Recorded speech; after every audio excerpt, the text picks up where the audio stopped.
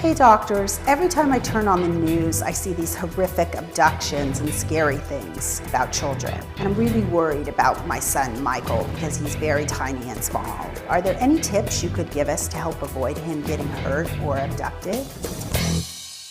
We have Michael and Sandra here with us today, along with former California police officer and one of the most recognized safety experts in America, Bob Stuber. He's also author of Safe Escape, 50 Ways to Prevent Abduction. Thank you for being here, Sandra. Thanks for asking the question. You want to think about this before it's too late.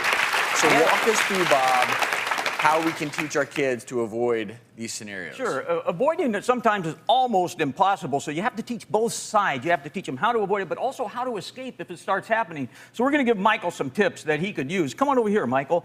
In the video, we saw how the guy grabbed the little girl at the Walmart, and that's not an uncommon thing. You can yell and scream, that's one option, but you got to make attract as much attention as possible. So if you're by a shelf, one way to do it is knock stuff off the shelf. And the more expensive item, the better, because they're not going to let him get out of the store. Exactly. Yeah, right. They can do whatever they have to do. For instance, if you were outside and you were running away from somebody, a car was following you, turn and run the opposite direction that the car is pointed. That increases your safety factor 50%. Because he has to decide if he'll turn around or not, and there's only a 50% chance that he will. Let's go to the bicycle, Michael. A kid riding a bike, being taken off a bike, has happened many, many times. And if somebody were to grab you, Michael, you want to grab Michael, go ahead, let go of the bike. Grab you and show him how easy it is. Oh, yeah. And up you go. You're a little guy.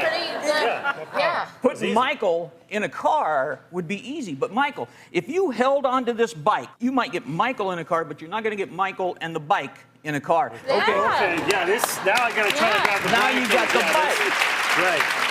In the same scenario, you're yelling, you're screaming, right. you're trying to draw Everything. attention, because just holding on the bike can give you a few extra seconds to get that attention. And you have to remember, these people don't want to be noticed by anybody. They're going to work very fast. Trying to separate Michael from the bike, it's going to take a while, so they're going to go on, they're going to go somewhere else. Bob, if none of this works and you actually are in a car, or a child's in a car of a stranger, they don't know what's happening, and Michael, is wondering, what do I do?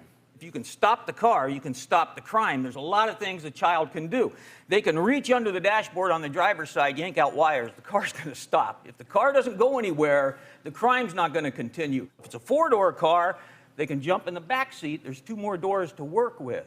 Now, if they were put in the trunk of a car, which again is not uncommon, I can show a 5-year-old can disable the brake and tail lights. You just pull a simple little wire. That increases the chance dramatically that the police will pull the car over because there's no brake or tail lights. They don't know Michael's back there, but as a cop, I can tell you, that's one thing we look for. There are dozens and dozens of techniques that children can learn, and they can best learn it from their parents. They're the best teachers. They just have to learn it, teach it to the kids. You'd be surprised what they can do. And there's something for everybody. And this applies to anyone who's being abducted. Adults. And so I think these are key messages. Think ahead of time and teach your kids ahead of time. Make sure parents know their current height and weight of your child and have some recent clear pictures. About every 6 months, take a good snapshot, have it in your phone ready to go. Are you ready to go get your picture taken? Yeah. That's great. Mom? You did fantastic.